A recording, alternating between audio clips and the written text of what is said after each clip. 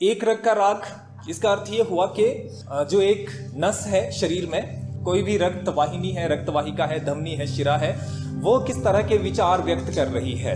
एक नस के माध्यम से मनुष्य के भीतर की जो घुटन है, उसके भीतर की जो पीड़ा है, या एक जो बुद्धिजीवी वर्ग है उसके भीतर जो कश्मकश या संघर्ष चल रहा है, उसको व्यक्त किया गया है इस कविता में। और ये जो कविता है ये मुक्तिबोध जी के काव्य संग्रह भूरी भूरी खाक धूल, एक इनका काव्य संग्रह आया था, उसमें ये संकलित की गई थी। 2 काव्य संग्रह आए हैं इनके, एक है चांद का मुंह टेढ़ा है और दूसरा है भूरी भूरी खाक धूल। तो ये पूछा जाता है कई बार, तो इसको याद रखना कि एक रग का राग कौन से काव्य संग्रह में संकलित है।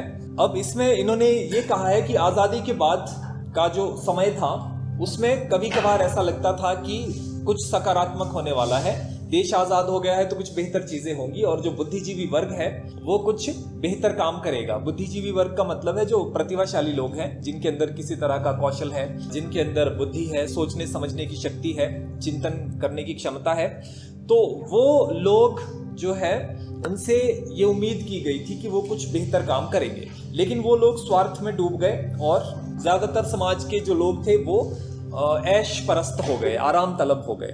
तो ये इन्होंने व्यक्त किया है। अब ये बहुत मुश्किल तरीके से इन्होंने व्यक्त किया है, तो इसको थोड़ा समझने की कोशिश करना कि जमाना मतलब ये दुनिया और ये समाज, वक्त और बेवक्त, वक्त मतलब उपयुक्त समय पर और बेवक्त मतलब अनुपयुक्त समय पर, अनुचित समय पर, धड़कती धुक-धुकी, जो धड़कन धड़क रही है या जो दिल की धड़कन में हरकत हो रही है, वो हमने जब देखी। नाड़ियां फड़कती देखकर, नाड़ियां मतलब जो नसें हैं शरीर में, उन्हें जब हमने जोश में देखा, जोश में हरकत करते हुए देखा। फड़कना मतलब नाड़ियां फड़कना, नसें फड़कना, जोश में आना, ये सब देखकर खुश हुए हम मतलब बुद्धिजीवी लोग। जो बुद्धिजीवी लोग थे, सोचने समझने की जो क्षमता रखते थे, बुद्धिजीवी लोग प्रसन्न हो गए कि अब कुछ ना कुछ बेहतर होगा और जिंदगी ऐसे उदासी से भरी हुई या फिर बोरियत से भरी हुई नहीं रहेगी, कुछ बेहतर होगा। कि बगासी का मतलब होता है घुटन, और उमस, चिपचिपी सी घुटन भरी जो गर्मी होती है उसको उमस कहते हैं। तो उमस के स्वेद में हमें ये लगा कि जो घुटन थी और जो चिपचिपी गर्मी थी और जो पसीने से भरी हुई गर्मी थी, भीगी हुई उकताहट, पसीने में भीगने के बाद जो बोरियत महसूस हो रही थी इंसानों को, उचाट का मतलब है अनमनापन या उदासीनता, किसी काम में मन न लगना, खत्म हुई। तो हमें ये लगा था कि अब ये सारी चीजें खत्म हो गई, बोरियत खत्म हो गई है, उदासीनता खत्म हो गई है, और जो चिपचिपी गर्मी है, घुटन है, पसीना है, मतलब बेकार में लोग कष्ट भोग रहे थे, ये सारी चीजें अब खत्म हो जाएगी क्योंकि देश आजाद हो गया है और अब बेहतर चीजें लोग करेंगे। और कुछ जोरदार मतलब प्रभावशाली या जो असरदार है, कोई ऐसी चीज मिल जाएगी हमें अब। सनसनीखेज होता है रोमांचक, जो रोमांचित कर दे, कुछ सनसनीखेज या रोमांचक हमें मिल जाएगा। गरम गरम चाय के साथ साथ, और सुबह गरम गरम चाय पीते हुए उसके साथ मिल गई ऐसी बात, कोई ना कोई ऐसी बात, ऐसी सूचना या ऐसी खबर हमें मिल जाएगी, जो सोच विचार करने वाले लोग हैं उन्हें मिल जाएगी, जिससे कि ढीली रगें तन जाएं। जिससे कि क्या होगा, जो ढीली या सुस्त जो हमारी नसें हैं उनमें जोश आ जाएगा, उनमें स्फूर्ति आ जाएगी। रगे तन जाना, नसें तन जाना यानी किसी काम के लिए तैयार होना, उद्यत होना या जोश से भर जाना। भीतर तनाव हो, और मन के भीतर अंतर मन में किसी न किसी प्रकार की कश्मकश हो, संघर्ष हो विचारों का, वह विचारों का घाव हो, और बुद्धिजीवी लोग कुछ सोचेंगे और उनके अंदर कुछ जख्म या टीस या दर्द निकलेगा। घाव का मतलब जख्म है या टीस है या किसी तरह का दर्द। तो जब सोच विचार करेंगे और चिंतन करेंगे लोग, तो उनके अंदर एक दर्द उठेगा। दर्द किस प्रकार का, कुछ करने की कोशिश करेंगे वो सकारात्मक। कि दिल में एक चोट हो और कोई खबर सुनकर हमारे दिल में एक आघात हो। चोट मतलब आघात या हलचल हो या असर हो, कि हम कुछ ऐसी बात सुनेंगे जिससे कि हमारे मन में एक प्रकार की हलचल उठेगी और इस हलचल के कारण हम कुछ बेहतर करेंगे। आए दिन ठंडी इन रगों को गर्मी की खोज है, और आए दिन हर एक दिन हम जैसे लोगों की ठंडी पड़ी हुई जो नसें हैं, जो निष्क्रिय सा शरीर है, सुस्त शरीर पड़ा हुआ है, हमें गर्मी की खोज है। गर्मी मतलब हलचल, जोश या फिर ऊर्जा से भरा हुआ कोई काम। हमारे सुस्त पड़े हुए शरीर को किसी न किसी प्रकार की हलचल या जोश से भरे हुए काम की तलाश है। वैसे ये जिंदगी भोजन है। वैसे तो इस जिंदगी में आदमी भोजन करता रहे और इस तरह से समय गुजारता रहे तो समय मतलब निकल ही जाता है, लेकिन हम जैसे जो बुद्धिजीवी लोग हैं, हमारे लिए ऐसी जिंदगी अच्छी नहीं है।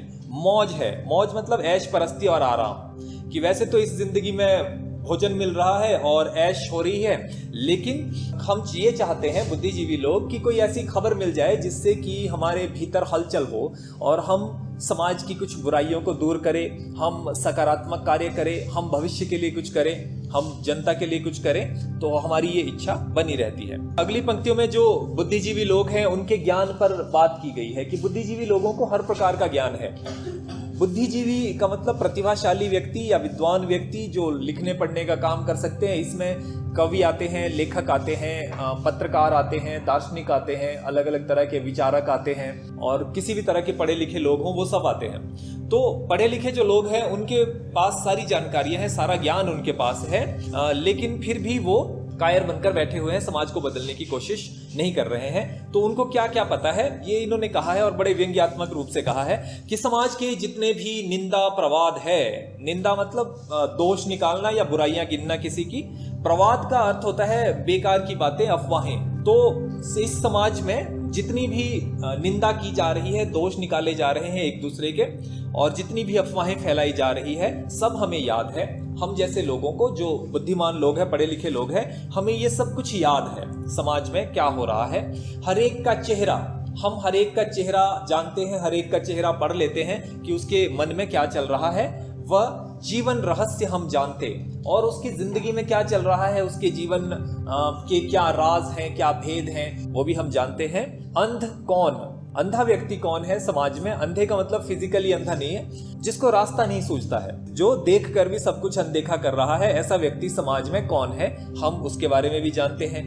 बहरा कौन, और जो सुनकर भी अनसुना कर देता है या जानबूझकर अपने आप को बहरा बनाकर बैठा है, वो कौन है समाज में, हम उसके बारे में भी जानते हैं। एक नेत्र, एक नेत्र का मतलब है एक आंख से देखने वाला, या तो समदर्शी, सबके साथ एक जैसा व्यवहार करने वाला, या फिर जिसकी नजर निशाने पर है, मतलब जिसकी एक आंख निशाने पर हमेशा रहती है और दूसरी आंख बंद रहती है, यानी अपना स्वार्थ सिद्ध करने वाला। तो स्वार्थी व्यक्ति समाज में कौन है? या फिर जो सबको एक जैसा देखता है, किसी से कोई ज्यादा प्रेम या ज्यादा लगाव जिसको नहीं है, ऐसा व्यक्ति कौन कहाँ उठा है, ऐसा व्यक्ति कौन है और वो कहाँ पर खड़ा है। उठा है मतलब कहाँ पर खड़ा है वो, इस तरह का व्यक्ति, या इस तरह का व्यक्ति कहाँ पर पैदा हो गया है जो केवल अपने स्वार्थ पर नजर रखता है। सब हमें मालूम, और हमें सब कुछ मालूम है, इस तरह की बातें भी हमें मालूम है बुद्धिमान लोगों को। कौन किस उल्लू का कितना बड़ा पट्ठा है, ये मुहावरे का इस्तेमाल किया गया जी। उल्लू जो है वो एक तरह से नालायक और धूर्त व्यक्ति का प्रतीक है। पट्ठा जो है वो चेले को कहते हैं जो बिल्कुल भक्त हो किसी का, उसके बारे में कहा जाता है। तो ये मुहावरेदार प्रयोग है। तो हमें ये भी मालूम है कि कौन सा व्यक्ति किस धूर्त व्यक्ति का अनुसरण कर रहा है, कौन किसका भक्त बन गया है, या कौन किस धूर्त व्यक्ति का चेला है, हमें ये भी पता है।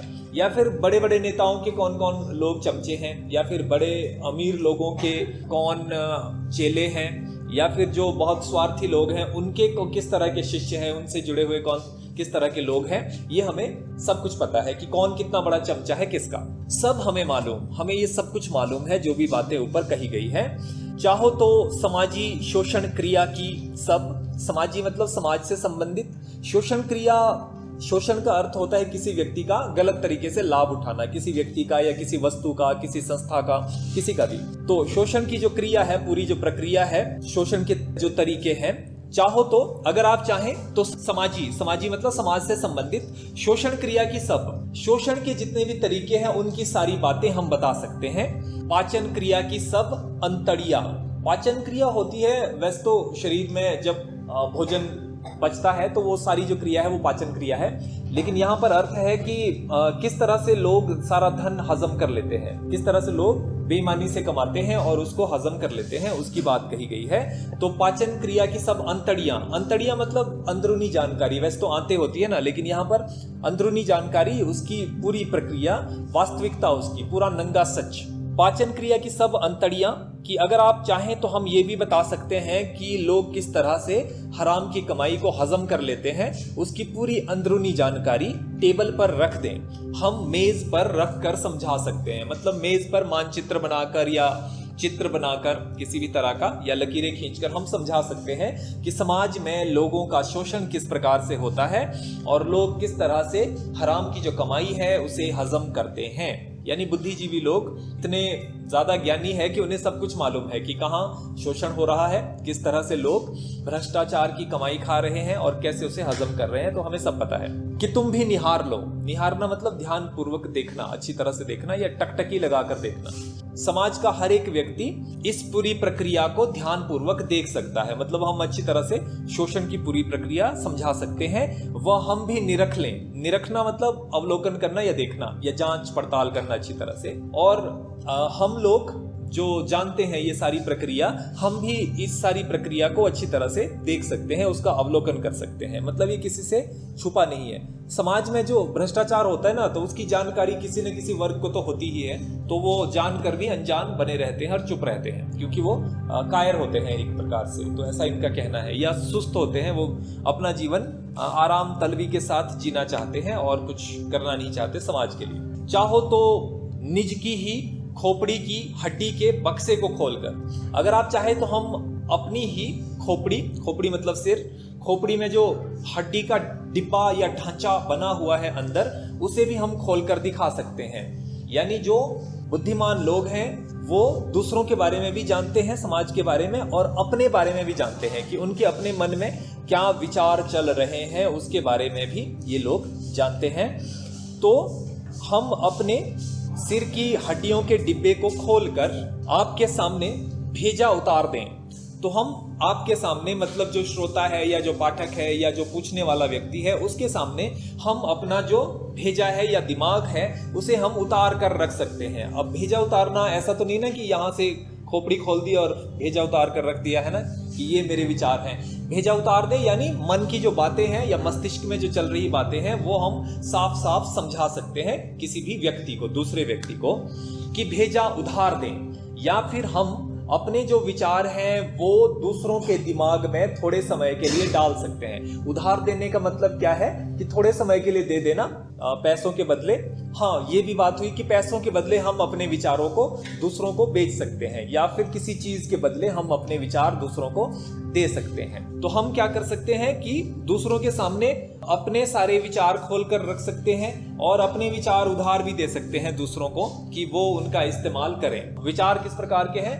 विचार है ऐश परस्ती के और चुपचाप पड़े रहने के, कि एक तो अपना जीवन जीते रहना बड़े आराम से और कोई ऐसी बात ना करें जिससे कि किसी का अहित हो जाए, या समाज में जो शोषण की प्रक्रिया चल रही है, जो भ्रष्टाचार चल रहा है, उसकी कलाई न खुल जाए कहीं। फिर इससे क्या होगा, बुद्धिजीवी जो लोग हैं उनको खतरा उत्पन्न हो जाएगा, क्योंकि जो बुरे लोग हैं वो शायद उनके दुश्मन हो जाएंगे। इसीलिए ये जो बुद्धिजीवी लोग हैं ये चुप रहते हैं और अपने विचार ये दूसरों को उधार भी दे सकते हैं और दूसरों को समझा भी सकते हैं अच्छे से। अच्छा जी, अब बुद्धिजीवी वर्ग जो है उसको समाज के शोषण का भी पता है और अपने विचारों में जो खूबियां हैं, जो कमियां हैं, वो भी पता है। ये यहाँ तक इनका कहने का मतलब था। लेकिन अब लगता है ये सब व्यर्थ है। लेकिन अब क्या लगता है, समाज ऐसा हो गया है कि ये सारी बातें फिजूल की बातें हैं। फिजूल की बातें हैं कि शोषण हो रहा है, भ्रष्टाचार हो रहा है, ये सब बेकार की बातें हैं। क्योंकि पी जहर, यह जहर का मतलब क्या है? स्वार्थ का जहर, मतलब परस्ती और आराम परस्ती या ऐश।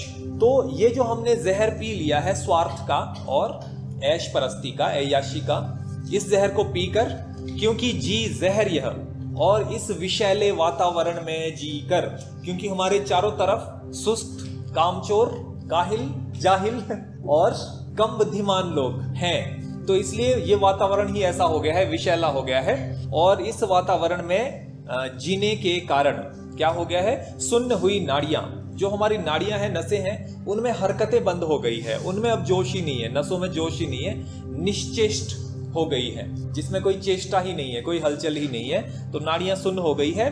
गई आब, आब वैसे तो इसका अर्थ होता है पानी, लेकिन यहाँ पर इसका अर्थ है शोभा, चमक या जो कांति होती है। तो इस वजह से क्या हो गया है कि जो बुद्धिमान लोग हैं वो सुस्ती और ऐश परस्ती में जी रहे हैं, तो इसलिए क्या हो गया है, उनकी शोभा या उनकी जो चमक है वो खत्म हो गई है। पानी सब गया सूख। पानी का अर्थ है करुणा। जो मन में थोड़ी बहुत दया की भावना थी, करुणा की भावना थी, वो सारी भावना नष्ट हो गई है। ये सारी चीजें नष्ट हो गई है। करुणा अब हमारे भीतर से नहीं उमड़ती, किसी के भी प्रति दया की भावना या सहानुभूति नहीं उमड़ती। हृदय में उदासी की फैली है मटमैली कीचड़ की खाड़ियां। और हमारे हृदय में उदासी है। उदासी मतलब बहुत निराशा, बड़ी घनघोर निराशा हमारे हृदय में, मन में फैल गई है। और इस तरह से फैल गई है जैसे मटमैली मतलब बहुत मैला। मटमैला होता है मिट्टी के रंग का, बहुत मैला, बहुत ही गंदा। कीचड़ तो समझते हो, पानी और मिट्टी जब मिल जाती है तो कीचड़ बनता है। तो कीचड़ की खाड़ियां, खाड़ी क्या होती है? खाड़ी, बंगाल की खाड़ी देखना या कोई और, मन्नार की खाड़ी, खंभात की खाड़ी, बहुत सारी खाड़ियां हैं। समुद्र में ही, समुद्र के किनारे पर कहीं एक ऐसी जगह होती है ना जहां पानी जो है वो नहर की तरह या झील की तरह काफी आगे तक धरती के अंदर चला जाता है, जमीन में आ जाता है, ठीक है। तो ऐसी जगह को खाड़ी कहा जाता है। लेकिन यहाँ पर गड्ढे और लकीरों से तात्पर्य है। तो हृदय में निराशा फैल गई है। और निराशा कैसी फैल गई है? जैसे बहुत मैले कीचड़ में, बहुत गंदे कीचड़ में गड्ढे पड़ जाते हैं या उनमें लकीरें पड़ जाती है। तो उस तरह की उदासी मन में फैल गई है बुद्धिजीवी लोगों के। चक्के टूट गए हाय। जिंदगी की जो गाड़ी है उसके पहिए टूट गए हैं। चक्के टूट जाए ना तो फिर गाड़ी आगे सरकती नहीं है, तो एक ही जगह पर रुक जाती है। तो जो बुद्धिजीवी लोग हैं उनकी भी जिंदगी एक जैसी हो गई है, मतलब हर दिन एक जैसा है। ना तो जिंदगी आगे जा रही है, कोई तरक्की नहीं हो रही है, ना ही जिंदगी पीछे जा रही है, मतलब कुछ बुरा भी नहीं हो रहा है, कुछ अच्छा भी नहीं हो रहा है। तो ऐसी हालत हो गई है। अब आगे इन्होंने एग्जाम्पल दिया है, एक उदाहरण दिया है। जैसे कोई नई नई बैलगाड़ी गांव में सैर करने निकलती है, पिकनिक मनाने निकलती है, बैलगाड़ी में लोग निकलते हैं और वो बैलगाड़ी किसी घने से पेड़ के नीचे टूट जाए और वो लोग वहीं बैठ जाए। ऐसी हालत हो गई है देश की या दुनिया की या जिंदगी की। ग्राम रम्य वृक्ष तले पिकनिक को निकली हुई जिंदगी की नई बैलगाड़ियां। गांव के रम्य होता है सुंदर, वृक्ष तले मतलब पेड़ के नीचे, पिकनिक को निकली हुई, पिकनिक मतलब मौज मस्ती, सैर सपाटा, तफरीह करना, तो इसके लिए निकली हुई जिंदगी की नई बैलगाड़ियां। जिंदगी रूपी नई नई बैलगाड़ियां। अब जिंदगी नई क्यों हो गई है? क्योंकि आजादी के बाद का जो समय है वो थोड़ा सा बेहतर हो गया है। तो अब लोगों को लगता है कि जो जिंदगी रूपी बैलगाड़ी है अब ये बड़ी सुंदर जगह पर जाएगी, अब ये बहुत सुंदर हो जाएगा, देश और समाज सब कुछ अच्छा हो जाएगा। लेकिन क्या हो गया है कि गांव में एक सुंदर से बड़े से पेड़ के नीचे जाकर ये बैलगाड़ियां टूट फूट गई हैं। मतलब मनुष्य मंजिल तक पहुंचे ही नहीं और रास्ते में ही रुक गए हैं और उस पेड़ की थोड़ी सी इन्हें छाया मिल गई है तो ये वहीं पर बैठ गए हैं सभी लोग। तो यानी इन्हें थोड़ा सा आराम मिल गया है, तो ये संघर्ष से हट गए हैं, संघर्ष नहीं करना चाहते, ये बैलगाड़ी को ठीक नहीं करना चाहते, जिंदगी को ठीक नहीं करना चाहते। इन्हें थोड़ी सी छाया मिल गई है किसी पेड़ की, यानी थोड़ा सा आराम मिल गया है, तो लोग वहीं पर आराम परस्त होकर बैठ गए हैं। टूट गई निरुपाय, ये जो बैलगाड़ी है जिंदगी रूपी बैलगाड़ी, ये टूट फूट गई है।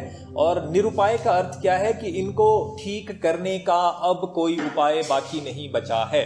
तो ये बैलगाड़ियां अब ठीक भी नहीं हो रही है, जिंदगी रूपी जो बैलगाड़ी है वो ठीक नहीं हो रही है, वो टूट फूट गई है और लोग वहीं पर छांव में आराम करने बैठ गए हैं। जहां पर इन्हें थोड़ी बहुत जगह मिल गई है, थोड़ा पानी, थोड़ा भोजन मिल गया है, वहीं पर लोग रुक गए हैं, आराम परस्त हो गए हैं। सौंदर्य छूता नहीं, सुंदरता जो है वो असर नहीं कर रही है अब, किसी भी तरह की सुंदरता, वो चाहे शारीरिक हो, मानसिक हो, मनोवैज्ञानिक हो, आध्यात्मिक हो, किसी तरह की सुंदरता लोगों को स्पर्श नहीं कर रही है। शिराओं में हल्की सी मूर्छा, और जो नसें हैं जो खून को पूरे शरीर से हृदय तक ले आती है, तो उनमें हल्की सी मूर्छा, उनमें बेहोशी सी छा गई है। अब उसमें भी कोई उत्साह नहीं रहा, खून में या हमारी शिराओं में, रक्तवाहिकाओं में कोई उत्साह नहीं है। चेतना निर्वीर्य, चेतना का अर्थ है हमारा होश, हमारी जागृति या हमारी जो समझ है, सोचने समझने की क्षमता, वो हो गई है निर्वीर्य, शक्तिहीन। उसमें अब शक्ति बाकी नहीं बची है किसी भी प्रकार की। तो समाज और दुनिया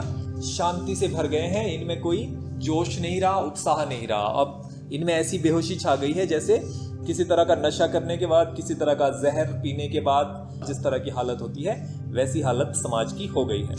दार्शनिक मर्मी, अब दार्शनिक होता है दर्शन शास्त्र से संबंधित व्यक्ति या दर्शन शास्त्र से संबंधित विचार, आत्मज्ञान से संबंधित कोई विचार। मर्मी का अर्थ है मर्म जानने वाला, जो दर्शन शास्त्र का ज्ञाता है। तो दर्शन शास्त्र या आत्मज्ञान से संबंधित जो बातें हैं या दर्शन शास्त्र के जो ज्ञाता हैं, उनकी बातें भी अब मनुष्य को स्पर्श नहीं कर पा रही है। कोई सरगर्मी, अब सरगर्मी होता है कोई हलचल हो, कोई गतिविधि हो, सरगर्मी उत्साह या जोश को भी कहा जाता है। पुलिस सरगर्मी से अपराधी की तलाश कर रही है और राजनीतिक सरगर्मियां चल रही है, तो ये हलचल भी होता है, उत्साह भी होता है। तो कोई सरगर्मी, अब किसी भी प्रकार की कोई हलचल, कोई गतिविधि, किसी प्रकार का जोश छू नहीं पाती है। अब मनुष्य पर अपना प्रभाव नहीं डाल पा रहा है। किसी भी तरह का जोश या किसी तरह की हलचल मनुष्य को स्पर्श नहीं कर पा रही है, प्रभाव नहीं डाल रही है। अब कौन सी चीज स्पर्श कर रही है, ये इन्होंने आगे लिखा है। हमें तो अपने बैंक नोटों की सत्यों में बू खूब आती है। मनुष्य जब सत्य की खोज में निकलता है तो उसको क्या लगता है कि सत्य कहाँ है, सत्य की जो खुशबू है वो कहाँ से आ रही है? बैंक में जो नोट जमा किए गए हैं। यानी मनुष्य के पास जो संपत्ति है उसी से उसे परम सत्य की प्राप्ति हो रही है। वो समझ रहा है कि यही परम सत्य है, यही जीवन का सार है, यही हमारा उद्देश्य है और यही हमारे जीवन का लक्ष्य है, और कोई भी सत्य जीवन में नहीं है। तो जीवन का सत्य कहाँ हो गया है? अब कहाँ मिल रहा है सत्य? बैंक में जो नोट जमा किए गए हैं वहां पर जीवन का सत्य खोज रहे हैं व्यक्ति। उनको लगता है यही परम सत्य है। अब तो इसका मतलब क्या हुआ कि मनुष्य जो है स्वार्थी हो गया है, मनुष्य जो है भोग विलास में डूब गया है और आराम परस्त हो गया है। एकमात्र उद्देश्य मनुष्य का एक ही उद्देश्य रह गया है, एकमात्र मकसद रह गया है जीवन में। हृदय की लुटिया से दिमाग की मोरी में, हृदय को लोटा बनाकर या कोई पात्र बनाकर, दिमाग की मोरी होती है कोई तंग सा रास्ता या नाली जहां से पानी निकलता है तेज प्रवाह के साथ, उसको कहते हैं। तो मनुष्य के दिल में बहुत सारी बुराइयां हैं, बहुत सारे बुरे विचार हैं, अनैतिकता है, भ्रष्टाचार है, स्वार्थ है। तो इन सारी चीजों को वो हृदय से दिमाग में उड़ेल रहा है। दिमाग में जो थोड़ी बहुत जगह है या थोड़ी बहुत दिमाग में अच्छाइयाँ हैं उनको भी वो साफ कर रहा है। मतलब मनुष्य का हृदय इतना मैला हो गया है कि वो उसके मस्तिष्क को भी मैला कर रहा है। हमारा जो जीवन है वो किस प्रकार का हो गया है कि हमारा जो दिल है वो दिमाग को भी प्रभावित कर रहा है। पानी डाल मतलब जो बुरी भावनाएं हमारे हृदय में है, मन में है, दिल में है, उनको हम दिमाग में डाल रहे हैं। जमी हुई काई सब निकालना। और जो प्राचीन विचार थे, काई होता है जो पानी में उगने वाला घास होता है ना, छोटा छोटा घास, तो उसको कहते हैं। तो जमी हुई काई, जो हमारे दिमाग में थोड़े बहुत अच्छे विचार थे, प्राचीन विचार, जैसे परिश्रम है, जैसे अहिंसा है, संतोष है, धीरज है, प्रेम है, जितनी भी थोड़ी बहुत अच्छी भावनाएं बची हुई थी वो भी साफ की जा रही है। तो हमारा दिमाग इतना मैला हो गया है कि वो हमारे मस्तिष्क पर भी प्रभाव डाल रहा है, और मस्तिष्क में जो थोड़ी बहुत अच्छाइयाँ बची हुई हैं उनको भी वो समाप्त कर रहा है, हटा रहा है। तो हमारा हृदय इतना बुरा हो गया है। एकमात्र लक्ष्य, हमारा एकमात्र ही उद्देश्य है या एक ही हमारी मंजिल है कि विचलित ना हो जाएं। विचलित ना हो जाएं मतलब विचलित होना, अस्थिर होना, भटक जाना। कहाँ से विचलित ना हो जाएं हम? स्वार्थ की जो भावनाएं हमारे भीतर है वहां से हम विचलित ना हो जाएं, है ना। हमारा उद्देश्य रहता है कि हम अपने भीतर जो बुराइयां आ गई है हम उन्हें बनाए रखना चाहते हैं। हमारा जीवन ऐसा हो गया है तो हम उन बुराइयों से हटना नहीं चाहते या उन्हें अपने आप से दूर नहीं करना चाहते। विवेक सताए ना, विवेक होता है थोड़ा भलाई और बुराई के बारे में सोचना, भले बुरे की समझ। सताए ना, तंग ना करे। अब हम ये भी चाहते हैं कि जो हमारे भीतर अच्छाई और बुराई को पहचानने की शक्ति है वो हमें परेशान ना करे। हमारा जो विवेक है वो हमें तंग ना करे, ना जिंदगी को बेचैन करे वह। और वो जो विवेक है, जो सोचने समझने की शक्ति है कि सही क्या है गलत क्या है, वो हमारे जीवन को व्याकुल या परेशान ना करे। तो हमने अपनी आत्मा की आवाज़ को दबा दिया है। जो सत्य हमारे भीतर से बाहर निकलता है हम उसे भी दबा देना चाहते हैं। सच्चाई जो हमारे भीतर थी हम उसे खत्म कर देना चाहते हैं और हम बुरे रास्ते पर ही रहना चाहते हैं, बने रहना चाहते हैं। असल तो ये है कि कोई अर्थ मर गया देखते ही देखते। असली बात क्या है कि अर्थ का मतलब है कोई मतलब या कोई मूल्य या कोई सिद्धांत। तो असली बात यह है, वास्तविकता यह है कि हमारे सामने ही देखते मतलब हमारे सामने ही या बहुत ही कम समय में जीवन जीने का जो उद्देश्य था वो नष्ट हो गया है, या जो महान सिद्धांत थे जीवन के महान मूल्य थे वो अब नष्ट हो गए हैं हमारे सामने ही। लेकिन वह जिंदगी का नक्शा पेश कर गया। तो जीवन जीने का जो उत्तम सिद्धांत है वो तो नष्ट हो गया, लेकिन उसने हमारे सामने जीवन का एक मानचित्र पेश कर दिया है, प्रस्तुत कर दिया है, यानी जीवन की सही तस्वीर प्रस्तुत कर दी है, या फिर भविष्य का नक्शा कि जो जीवन है ना वर्तमान में बहुत बुरा हो चुका है, समाज बहुत बुरा हो चुका है, और समाज के साथ साथ मनुष्य का भविष्य भी अब अंधेरे में है, अंधकार में है। तो जब पुरानी चीजें नष्ट हो गई हैं और उन पुरानी चीजों के नष्ट होने के कारण हमने भविष्य का नक्शा देख लिया है कि भविष्य कितना बुरा हो सकता है। हाय हाय जो है ये शोक सूचक है कि भविष्य जो है वो बहुत ही बुरा होने वाला है। उसका ये प्रस्तुतिकरण भी सही है। प्रस्तुतिकरण होता है प्रदर्शन करना या कोई तस्वीर दिखाना। तो जब जीवन जीने का सही उद्देश्य नष्ट हो गया, उसके कारण भविष्य का नक्शा हमारे सामने प्रस्तुत हो गया, तो ये जो प्रस्तुतिकरण है जीवन का या प्रदर्शन है भविष्य का, ये बिल्कुल सही है। संवेदन यही है। संवेदन होता है अनुभव करना किसी चीज को, अनुभूति, जो मनुष्य के भीतर अनुभूति है। हम जो अनुभव कर रहे हैं बुद्धिजीवी लोग, वो भी यही है कि जो भविष्य है बहुत बुरा होने वाला है। संवेदन का निवेदन यही है, और हम जो अनुभव कर रहे हैं उन्हें निवेदन होता है कोई बात कहना, प्रार्थना करना या कोई बात प्रस्तुत करना। तो हमारी अनुभूतियां जितनी भी हैं उनसे भी हमें यही महसूस हो रहा है कि भविष्य बुरा है, और हम यही बातें निवेदित कर सकते हैं या समाज में बता सकते हैं या कविता के माध्यम से लिख सकते हैं। कौन सी बात कि जो भविष्य है वो बुरा है ना। भविष्य का जो नक्शा हमने देखा है बुद्धिजीवियों ने, तो वो बहुत ही बुरा मानचित्र है, बुरा नक्शा है, यानी भविष्य की जो तस्वीर है वो बहुत खराब है। अब इन्होंने आगे लिखा है कि पुराना जो समय था, पुराने समय में भी बुराइयां होती थी, लेकिन उन बुराइयों की जाती थी निंदा। उनको कहा जाता था अमंगल सूचक, अनिष्टकारी, है ना, विनाशकारी उनको कहा जाता था। लेकिन आज के दौर में क्या हो गया है कि अब इसे हंसी मजाक में लिया जाता है। जो बुराइयां है ना वो हंसी मजाक में ली जाती है, और ये कहा जाता है कि समाज ही ऐसा हो गया है, समाज बुरा हो गया है, क्योंकि समाज लगातार बुरा होता रहता है, समाज का पतन होता रहता है। तो हम अक्सर कहते हैं ना कि जमाना बुरा हो गया है। तो उसी तरह की बात इन्होंने कही है।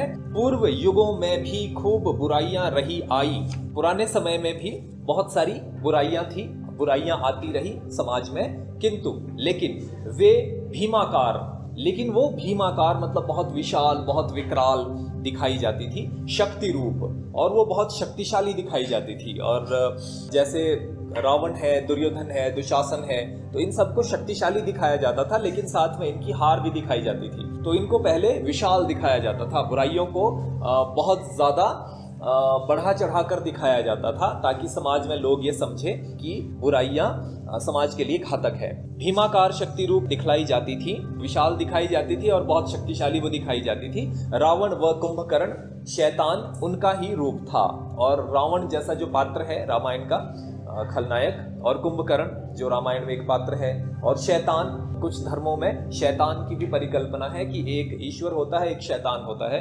ईश्वर जो है वो मनुष्य को सही रास्ते पर ले चलता है, और जो शैतान है वो हर समय मनुष्य को भटकाने की कोशिश करता है। तो उनका ही रूप था, मतलब बुराइयों के ये रूप दिखाए जाते थे। रावण बुराई का प्रतीक था, कुंभकर्ण बुराई का प्रतीक था, शैतान भी बुराई का ही प्रतीक था।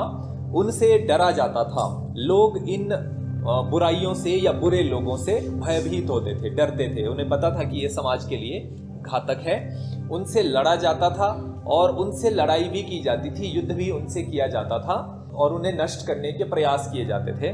उनके विरुद्ध वह पाप भीरु मृदुतन, और इन बुराइयों के विरुद्ध या इनके विरोध में पाप भीरु, पाप से डरने वाला, मृदुतन कोमल शरीर, मतलब कि किसी व्यक्ति का अगर शरीर कोमल भी है तब भी वो लड़ने के लिए, बुराई से लड़ने के लिए हमेशा तैयार रहता था, क्योंकि वो पाप से डरता था। पाप भीरु यानी पाप से डरने वाला। भीरु होता है कायर या डरपोक, पाप भीरु मृदुतन, पाप से डरने वाला कोमल शरीर का व्यक्ति भी पाप से डरता था और वो बुराई के विरुद्ध लड़ने के लिए तैयार रहता था। बहुत कड़ा रहता था, बहुत कठोर बना रहता था। बुराई के विरुद्ध हर कोमल आदमी कठोर हो जाता था। समुद्धत होता है उत्साह से भरे होना या तैयार रहना। तो ये जो समाज में उस समय लोग थे वो अगर कोमल भी होते थे, अगर उनका व्यक्तित्व कोमलता से भी भरा होता था, तो भी ये लोग बुराई से लड़ने के लिए सदैव तैयार रहा करते थे। किंतु उसी अमंगल को, लेकिन ये जो बुराइयां हैं, बुरी शक्तियां हैं जो अमंगलकारी थीं, विनाशकारी या अशुभ या फिर अनिष्टकारी, उनको आज सिर्फ सहा जाता ह्रास क्या है। ह्रास होता है पतन या गिरावट, किसी चीज का गिरना या पतित होना। कोई अच्छी चीज धीरे धीरे बुरी हो जाती है तो उसको ह्रास कहते हैं। तो ये जो अमंगल था, ये जो अमंगलकारी शक्तियां थी, उनको आज लोग सह लेते हैं या उनके बारे में कुछ नहीं कहते और सिर्फ ये कहा जाता है कि ये ह्रास है, कि समाज का पतन हो रहा है, समाज ऐसा ही है, समाज बुरा हो गया है, तो इसलिए ये बुराइयां आज मान्य हो गई है। आज वह मात्र व्यंग्य रूप है और आज इन बुराइयों पर, बड़ी बड़ी बुराइयों को केवल व्यंग्य कहा जाता, व्यंग्य रूप में ही लिया जाता है, हास्य व्यंग्य के रूप में, मजाक के रूप में उन्हें सहन कर लिया जाता है। तर्क यह, और इसके पीछे विचार क्या रखा जाता है, तर्क क्या दिया जाता है, हाय वह सबका अंग रूप है। ये जो बुराइयां हैं ये सबका हिस्सा है। हर एक व्यक्ति जो है बेईमान है, हर एक व्यक्ति पाप में डूबा हुआ है। यानी बुराई पर ज्यादा बात करने की जरूरत नहीं समझी जाती। एक तो ये कहा जाता है कि सारा समाज ही पतित हो गया है, समाज का पतन हो रहा है, और दूसरी ये बात कही जाती है कि ये जो बुराइयां हैं ये सबके अंदर स्थित हैं या ये सबके व्यक्तित्व का भाग बन गई हैं। सभ्यता समाज का ही ह्रास है, और ये जो मानव सभ्यता है और ये जो मनुष्य का समाज है, इनका ही पतन हो गया है। ह्रास होना मतलब पतन हो जाना, तो मनुष्य का और मनुष्य की सभ्यता का ही पतन हो गया है। तो इसलिए कोई बड़ी बात नहीं है अगर समाज बुरा हो गया है, लोग बुरे हो गए हैं, इसलिए सहनीय, इसलिए बुराइयों को आज सह लिया जाता है ये कहकर कि सभी लोग बुरे हैं और समाज ही बुरा है। मात्र निवेदनीय त्रास है, त्रास मतलब डर या भय, निवेदनीय होता है निवेदन करने योग्य, बोलने योग्य, कहने योग्य। तो इसलिए केवल कहने लायक ही डर है, मतलब कहने को डर है बुराइयों से। मनुष्य आज ऐसा सोच रहे हैं कि सारे समाज का पतन हो गया है तो इसलिए थोड़ा सा डर है, कहने मात्र का डर है, कोई इतना भी बुरा नहीं हुआ है समाज, लोग अक्सर ऐसा कहते हैं। निवेदनीय मतलब बोलने लायक डर है, सिर्फ बोलने लायक डर है, बाकी समाज तो ऐसा ही होता है आमतौर पर। तो इसलिए ये तर्क देकर लोग बुराइयों को सह लेते हैं। ह्रास में भी खूब खूब मजा है। ह्रास अर्थात पतन होना या विनाश की तरफ जाता है जब समाज, तो उसमें भी खूब खूब मजा है, उसमें भी लोगों को आनंद आता है। लोग विनाश में भी आनंद ढूंढ लेते हैं, विनाश में भी लोगों को कोई दुख नहीं है, लोग नष्ट होने में भी आनंद लेते हैं। आदमी की ध्वजा है, ध्वजा होती है शानो शौकत, रोब रुतबा। तो ह्रास में यानी जब आदमी चरित्रहीन हो रहा है उसमें भी मनुष्य जो है वो अपनी शान समझता है, मतलब लोग बेईमान होने को शान समझते हैं, लोग बुरे होने में भी शान समझते हैं, लोग चरित्रहीन होने में भी शान समझते हैं। व्यक्तिगत आलोचनाशील मन, और हर एक व्यक्ति का मन ऐसा हो गया है कि वो दूसरे व्यक्ति की लगातार आलोचना कर रहा है, मतलब अपने आप को श्रेष्ठ समझता है और दूसरे व्यक्ति की लगातार निंदा या बुराई कर रहा है। हर एक व्यक्ति का मन ऐसा हो गया है। जोड़ता है निंदा धन, मनुष्य जो है वो निंदा इस प्रकार करते हैं मन में या बाहर भी एक दूसरे के सामने, इस तरह से निंदा करते हैं जैसे लोग धन कमाते हैं। तो लोग बुराइयां अर्जित करते हैं, उस तरह से अर्जित कर रहे हैं बुरे विचारों को, निंदा को, नफरत से भरे हुए विचारों को, जैसे धन एकत्र किया जाता है या धन कमाया जाता है। जोड़ता है जहर, जहर जो है वो बुरे विचारों का प्रतीक है। तो हर एक जो व्यक्ति है वो बुरे विचारों को, विषैले विचारों को अपने भीतर इकट्ठा कर रहा है और उसे लगता है कि ये कोई बुरी चीज नहीं है। और कंकड़ और पत्थर, और मनुष्य कंकड़ पत्थर जैसे विचार, यानी जो व्यर्थ के विचार हैं, बेकार की बातें हैं, उनको भी मनुष्य अपने भीतर इकट्ठा कर रहा है। जैसे कंकड़ और पत्थर इकट्ठे किए जाते हैं ना कुछ बनाने के लिए, तो वैसे ही मनुष्य बुरे विचारों को लगातार अपने भीतर स्थान दे रहा है। कहता मैं गुणी जन। मनुष्य कहता है अपने आप को अपनी बड़ाई करते हुए कि मैं बहुत गुणी व्यक्ति हूँ। यानी हर एक जो बुद्धिजीवी है, जिसके पास थोड़ी सी बुद्धि है, वो आत्म प्रशंसा में खुश है। वो अपने आप को ही स्वयं ही श्रेष्ठ व्यक्ति कह रहा है। हृदय में बैठा है चोट्टा की मसीहा। और जो वास्तविकता है वो उसके हृदय में है, मतलब उसके मन में, उसके भीतर या तो चोर बैठा है या फिर एक श्रेष्ठ व्यक्ति बैठा है, और उसी का मन जानता है कि उसके भीतर आखिर कौन है उसके भीतर, चोट्टा है कि मसीहा है। चोट्टा मतलब चोर। तो मतलब हर एक व्यक्ति अपने आप को मसीहा कहलवाना चाहता है, खुद अपनी तारीफ करता है, दूसरों की निंदा करता है, लेकिन उसे भी पता है कि मन में एक चोर बैठा हुआ है। चोर मतलब एक बुरा व्यक्ति जो कुछ भी चुरा लेता है, दूसरों के विचार चुरा लेता है, धन चुरा लेता है, जो दूसरों की निंदा करता है। इस तरह का व्यक्ति उसके भीतर बैठा हुआ है। ऐसी आज आइडियोलॉजी है। आइडियोलॉजी होती है विचारधारा, कि विचारधारा आज ऐसी बन गई है। कैसी बन गई है? हर एक के पीपल के पास अब बैठा हुआ एक निज संत, निज पीर है। हर एक व्यक्ति ने एक अपना पीपल सा उगा लिया है। पीपल पुराने समय में बड़े बड़े वृक्षों के नीचे कोई ना कोई साधु महात्मा बैठा करते थे, ज्योतिषी वगैरह बैठा करते थे, भजन कीर्तन करने वाले बैठा करते थे। तो पीपल जो है वो व्यापकता का प्रतीक है। बहुत बड़ा पेड़ होता है पीपल का। हर एक व्यक्ति ने अपना एक पीपल सा बना लिया है, यानी अपना एक क्षेत्र बना लिया है, और हर एक व्यक्ति के पास एक अपना संत है। संत मतलब जो फकीर व्यक्ति है, या जो उपदेशक है, या जो धर्म को जानने वाला व्यक्ति है। तो हर एक व्यक्ति ने अपना अपना एक संत बना लिया है, किसी न किसी को निज पीर है। पीर होता है कोई बुजुर्ग व्यक्ति जिसके पास बहुत सारा अनुभव है जीवन का, जो परिपक्व है, सयाना है। तो हर एक व्यक्ति के पास अपना एक संत है और अपना एक पीर है, या एक बुजुर्ग व्यक्ति है, अपना एक धर्म गुरु है, और अपना एक सयाना व्यक्ति है जो कि राय मशवरा दे सकता है। अब ये संत और पीर कौन है? ये प्रतीकात्मक है। हर एक व्यक्ति जो है या तो खुद को ही वो संत और पीर समझ बैठा है, या फिर ऐसे लोगों को संत और पीर मान बैठा है जो कि वास्तव में बुरे लोग हैं। तो हर एक व्यक्ति ने अपना एक छोटा सा दायरा बना लिया है, बहुत कम लोगों से मिलता जुलता है, और जो उसी के पक्ष में बात करते हैं उन्हीं लोगों से वो बात करता है, और ऐसे लोगों को उसने अपने आंगन में या अपने आसपास जगह दे रखी है। पीपल के पास मतलब अपने घर में या फिर अपनी परिधि में, अपने आसपास। लक्ष्य समाजी है, और हर एक व्यक्ति ये कहता है कि मेरा लक्ष्य समाज से जुड़ा हुआ है, मैं समाज का भला करना चाहता हूँ। प्रतिभा का जिन आज खूब जिसके पास है, और जिसके पास जिन होता है कोई राक्षस या बहुत बड़ा दानव सा, तो जिसके पास थोड़ी सी प्रतिभा है, कौशल है, और वो कौशल उसने बहुत बड़ा बना लिया है, बेईमानी का कौशल, तो जिसके पास है सत्य की सर्च लाइट, वो अनायास है।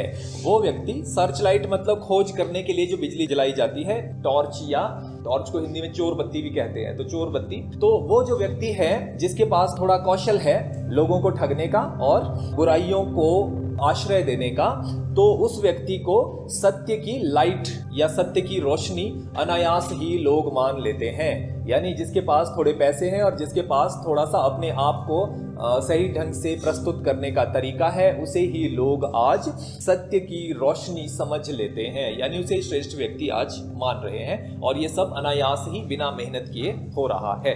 आगे कविता में इन्होंने बात की है आज़ादी के बाद के समय की। मतलब जब देश आज़ाद हुआ तो हमें एक तो बहुत नीरस जिंदगी मिली, और उस नीरस जिंदगी में बहुत छोटी छोटी चीजें थी, छोटे छोटे साधन थे जिनसे हम देश का पुनर्निर्माण कर सकते थे, देश को बेहतर बना सकते थे, भविष्य को बेहतर बना सकते थे, हम सत्य की खोज कर सकते थे, सही रास्ता ढूंढ सकते थे।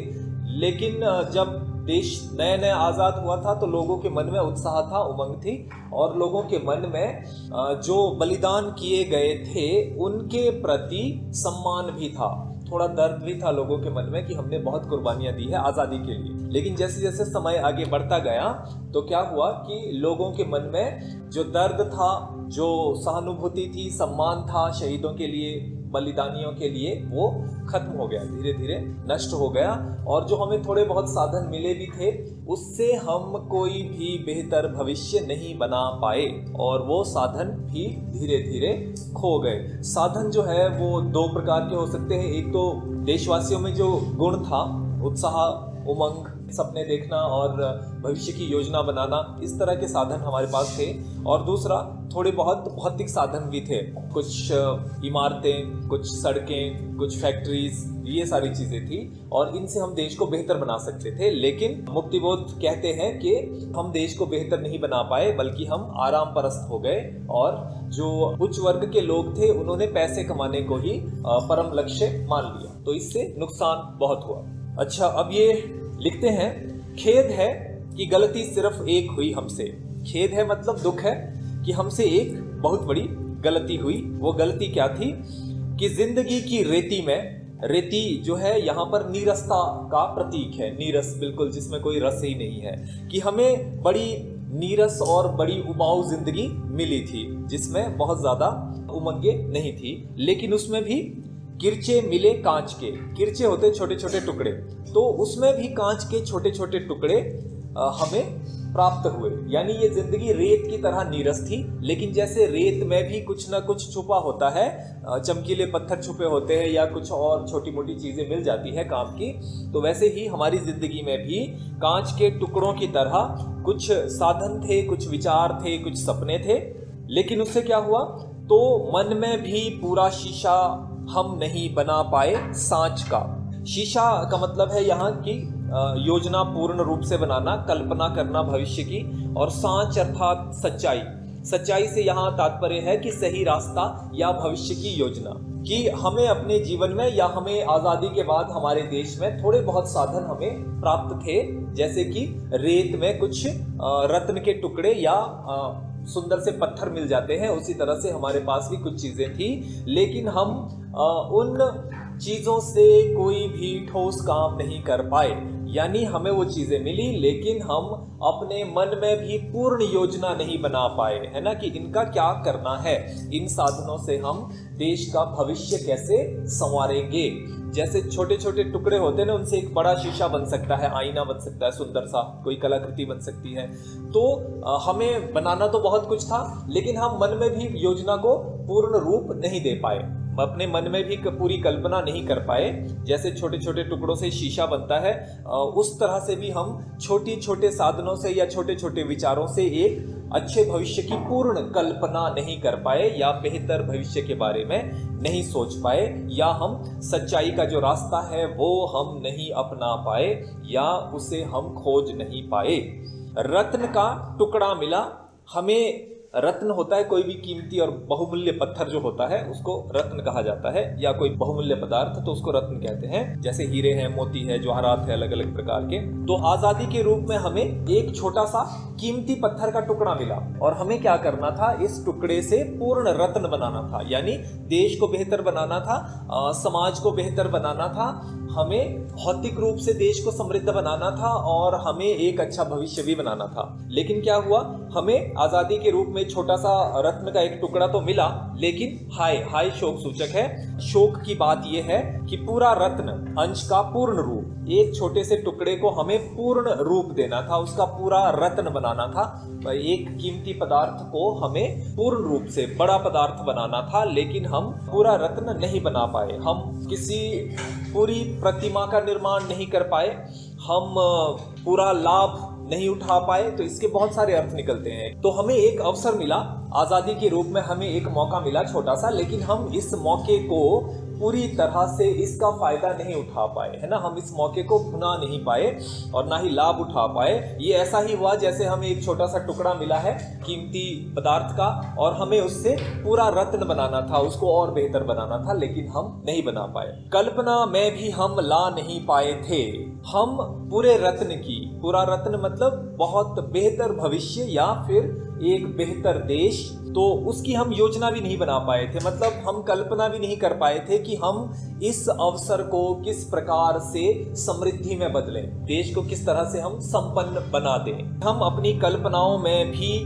ये नहीं सोच पाए थे कि हम इस देश को कैसे पूरी तरह से समृद्ध बनाएंगे, कैसे इसको संपन्न बनाएंगे, और भविष्य की किस प्रकार से एक अच्छी योजना हम बनाएंगे। तो हम कल्पना भी नहीं कर पाए, और इतने में क्या हुआ कि खो गया टुकड़ा वह। तो आज़ादी मिलने की जो खुशी थी और जो हम में उमंग थी, उत्साह था, वो सब कुछ खत्म हो गया। ठीक है, जब नई नई आजादी मिली थी तो बहुत उमंगे थी, उत्साह था, हमें एक रत्न का टुकड़ा मिल गया था, जैसे तो एक अवसर मिल गया था, मौका मिल गया था जिसका हमें लाभ उठाना था और देश को बेहतर बनाना था, लेकिन हम नहीं कर पाए। तो वो जो टुकड़ा था, यानी वो आजादी मिलने की जो खुशी थी, उमंग, उत्साह और बेहतर भविष्य की आशाएं, वो सब खत्म हो गए। खो दिए किरचे वे कांच के, और छोटे छोटे टुकड़े जो हमें कांच के मिले थे, यानी जो हमें थोड़े बहुत साधन मिले थे, जो हमारे भीतर आशाएं और कल्पनाएं जागी थी, वो भी खत्म हो गई। जरा जरा दर्द हुआ और हमें थोड़ी सी पीड़ा हुई। कुछ लोगों को, बुद्धिजीवी लोगों को, जो समझदार लोग होते हैं, उनको ही पीड़ा होती है, बाकियों की जिंदगी चलती रहती है।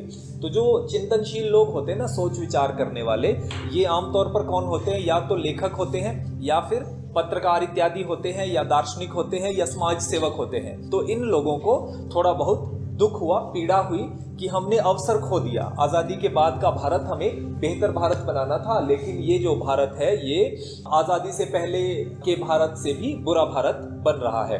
किंतु उस खंड का पूर्ण अखंड ना मिल सका। लेकिन वो जो हमें आज़ादी रूपी छोटा सा रत्न का टुकड़ा मिला था, उसका एक पूरा रत्न हम नहीं बना पाए या हम प्राप्त नहीं कर पाए। अखंड होता है जिसके टुकड़े ना हो सके, एक पूरी आकृति या पूरी कलाकृति या पूरा प्रतिबिंब। तो हमें दर्द तो हुआ, लेकिन फिर भी हम, जो हमें आज़ादी के रूप में छोटा सा अवसर मिला था, हम उस अवसर को विशाल नहीं बना पाए और देश को समृद्ध नहीं बना पाए। ये लगभग ऐसा ही है जैसे हमें एक रत्न का टुकड़ा मिला या फिर एक कांच का टुकड़ा मिला और हमें उसमें कुछ और चीजें जोड़ के उसे बेहतर बनाना था, लेकिन हम नहीं बना पाए। कि इतने में खो गया दर्द भी। और थोड़े समय के बाद क्या हुआ कि आज़ादी के लिए जो संघर्ष किया गया था, जो त्याग लोगों ने किया था, जो बलिदान दिए थे, उसकी जो पीड़ा या उसके प्रति जो सम्मान हम सभी के मन में था, वो भी फिर नष्ट हो गया। थोड़े समय तो हमें पीड़ा हुई, बुद्धिजीवी लोगों को, सोच विचार करने वालों को, चिंतनशील और मेधावी लोगों को, साहित्यकारों, पत्रकारों को। लेकिन फिर क्या हुआ कि बहुत कोशिश करने पर भी हम आज़ादी का फायदा नहीं उठा पाए, हम देश को बेहतर नहीं बना पाए। तो फिर धीरे धीरे क्या हुआ कि जो पीड़ा थी हमारे मन में, आज़ादी के लिए जो बलिदान दिए गए थे, उसके प्रति जो सम्मान था, वो भी नष्ट हो गया। मन, उसको भी हम भूल गए, वो भी हमारे भीतर से चला गया, सारी हमदर्दी खत्म हो गई। अच्छा, अब आगे क्या हो रहा है, अब जिंदगी कैसी हो गई है, उसके बारे में इन्होंने बात की है कि नसों और रगों व शिराओं की। नसें, रगें, शिराएं, ये लगभग एक ही चीज है। जो रक्त वाहिनियां होती है या रक्त वाहिकाएं होती है, जो हमारी नाड़ियां होती है जिनमें रक्त का संचार होता है पूरे शरीर में, उन सब में क्या हो गया है, स्नायु यंत्र गति में। और जो हमारे स्नायु है, स्नायु होते हैं, उत्तक होते हैं, छोटे छोटे लिगामेंट्स होते हैं ना, जो हड्डियों को जोड़ते हैं। बॉडी में बहुत सारी जगह पर उत्तक होते हैं छोटे छोटे, तो रेशे होते हैं, महीन से तंतु होते हैं। तो ये जो तंतु है हमारे शरीर के, और ये जो हमारी नसें हैं, रगे हैं, शिराएं हैं, रक्तवाहिनियां, धमनियां, शिराएं इत्यादि सब, ये यंत्र गति में, ये एक मशीनी गति से चल रही है। यानी इन सब में क्या है, नीरसता है, एक रस्ता है। यानी हमारे शरीर में किसी भी प्रकार का जोश बाकी नहीं रह गया है। जो खून है वो एक ही गति से बह रहा है। स्नायु जो है वो जहाँ है वहीं है, उनमें कोई जोश नहीं है, कोई उत्साह नहीं है, कोई उमंग नहीं है। जैसे मशीन होती है ना, उसको ऑन कर देते हैं तो वो चलती रहती है, तो उसी तरह से हमारा जो शरीर है वो भी रोबोट की तरह हो गया है। इसमें केवल क्या है, आलस है और स्वार्थ है भरा हुआ, और कोई परिवर्तन हमारे खून में या हमारे शरीर में नहीं आ रहा है। मन, बुद्धि गिरफ्तार, और जो हमारा मन है और जो सोचने समझने की शक्ति है या जो अक्ल है हमारी समझबूझ, वो भी इसी नीरसता में या एक रास्ता में, एक रास्ता होती है मोनोटोनसनेस, एक जैसी जिंदगी, तो वो भी इसी नीरसता में गिरफ्तार या कैद होकर रह गए हैं। क्या, हमारा मन और हमारी बुद्धि। शरीर हमारा आलस से भर गया है और हमारा जो मन है और हमारी जो बुद्धि है वो कैसे हो गए हैं, यांत्रिक हो गए हैं, वो भी मशीनी गति से चल रहे हैं। जिस तरह से शरीर चल रहा है उसी तरह से मन और बुद्धि भी चल रही है। हालांकि मन और बुद्धि का काम क्या होता है, शरीर को सही दिशा में ले जाना। जब भी हम कोई काम करते हैं ना, तो पहले उसका विचार उठता है मन में, और फिर वो जो विचार जितना ज्यादा मजबूत होगा, अगर वो मजबूत विचार है तो वो शरीर को भी जगा देता है कि ये काम करना बहुत जरूरी है। तो इसलिए शरीर को भी वो मन और बुद्धि किसी तरफ धकेलते हैं। लेकिन अब क्या हो गया है कि मन और बुद्धि भी उसी तरह से यांत्रिक गति से चल रहे हैं जैसे कोई मशीन चलती है। हमारा शरीर, पूरा शरीर उसी तरह का हो गया है। हमारे सोचने समझने की जो क्षमता है वो भी कैसी हो गई है, नीरस हो गई है। अब हम किसी धन की खोज कर रहे हैं। धन की खोज कर रहे हैं मतलब कृत्रिम खुशियों की खोज कर रहे हैं, नकली खुशियों की हम खोज कर रहे हैं। खंडेरों में छुपे हुए खंडहर जो होते हैं, टूटे फूटे जो महल होते हैं, पुराने भवन होते हैं, उनमें छुपे हुए किसी तहखाने में, उनके किसी निचले भाग में बने हुए या किसी गुप्त जैसे कमरे में, अजाने, जो कि अनजान है, जिसके बारे में ज्यादा लोग नहीं जानते हैं, ऐसे तहखानों में हम खोजते हैं किंवदंत खजाना। किंवदंत होता है किंवदंतियों में या लोक कथाओं में जिसका वर्णन है, काल्पनिक लोक कथाओं में जिनका वर्णन किया गया है। हम इस प्रकार का खजाना यानी संपत्ति या धन या हीरे मोती जवाहरात रत्न हम खोज रहे हैं। और इस पागल सी खोज को, और ये जो बेकार सी खोज है, पागल मतलब दिशाहीन, जिस पर नियंत्रण नहीं है किसी भी प्रकार का, तो इस बेकार सी खोज को कहते हम सत्यानुसंधान। हम इसे सच्चाई की खोज कह रहे हैं। हम क्या कर रहे हैं? हम काल्पनिक खुशियों या काल्पनिक खजाने की खोज में भटक रहे हैं। क्यों भटक रहे हैं? क्योंकि हम भौतिकवादी हो गए हैं, स्वार्थी हो गए हैं। हमें ये लगता है कि ज्यादा से ज्यादा धन एकत्र करने से ही खुशियां मिलेगी, लेकिन वो खुशियां कैसी है? काल्पनिक है। वो ऐसी खुशियां हैं जैसी कि पुरानी कथाओं में किसी खंडहर में छुपे हुए खजाने की बात हो रही हो। तो हम इस प्रकार के खजाने की खोज कर रहे हैं जो काल्पनिक है। इसी को हम सत्य की खोज कह रहे हैं। यानी हमें लगता है कि हम जिस रास्ते पर चल रहे हैं वही वास्तविक रास्ता है, वही जीवन का सार है, जीवन का सत्य है। फिजूल बात है, लेकिन ये सारी जो बातें हैं ये व्यर्थ है। इस प्रकार की बात कि हम सत्य की खोज कर रहे हैं। जब तक ना चाय मिले हमारी ना होती कभी हाय सुप्रभात है। हमारी स्थिति ये हो गई है कि जब तक हमें सुबह चाय नहीं मिलती, बेड टी या मॉर्निंग टी नहीं मिलती, तब तक हमारे दिन का शुभारंभ नहीं होता है। सुप्रभात का मतलब है दिन की शुरुआत होना। सुबह जब अच्छी होगी तो फिर पूरा दिन अच्छा होगा, ऐसी मान्यता है। तो लेकिन हमारी सुबह कैसे अच्छी होती है? हम सुस्ती में पड़े रहते हैं और जब तक हमें चाय नहीं मिलती तब तक हम ये नहीं मानते कि हमारे दिन की बड़ी अच्छी शुरुआत हो गई है। तो ये जो सत्य की खोज है, ये जो मन और बुद्धि को बेहतर बनाना है, देश को बेहतर बनाना है, ये सारी बातें हमारे लिए फिजूल है। हमें काम है सिर्फ अपने आराम से। हम ये चाहते हैं कि हमारा जीवन आराम से बीते, सुबह की चाय सही समय पर मिलती रहे और फिर हम ये मान लें कि हमारा दिन अब शुरू हो गया है, अच्छा दिन शुरू हो गया है। यानी हम त्याग करने के लिए तैयार नहीं है। तो सुबह की चाय भी हम छोड़ने के लिए तैयार नहीं है। हम अपनी जिंदगी को बेहद आरामदायक और ऐश परस्ती से, अय्याशी से भरा हुआ बनाना चाहते हैं।